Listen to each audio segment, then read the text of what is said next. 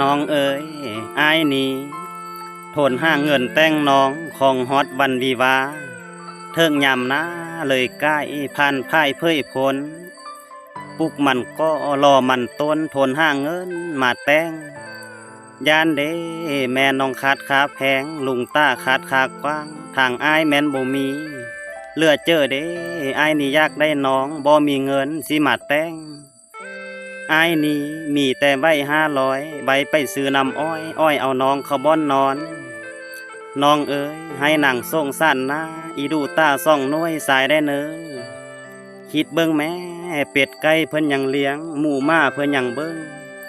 อ้ายเป็นคนแท้ๆต้นน้องบ่อีดูได้บ่เอาสบายดีพ่อแม่พี่น้องทุกท่านทุกคนเด้อมื้อนี้กะนอนอยู่ไห้อยู่นานอนอยู่หัวอยู่สวนก็มาปิดมักเพชรเนาะพี่น้องปิดมักเพชรไว้กี้มาเพชรปลูกเองเนาะอันนี้เนาะ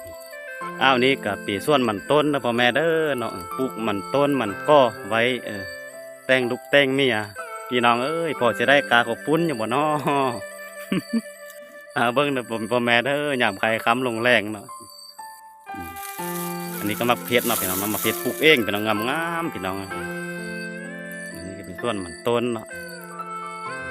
ฝากกดไลค์กดแชร์เด้อพ่อแม่เด้อบีที่ชีวิตบ้านนอกคอกนากันอันนี้แล้วพ่อแม่เนาะ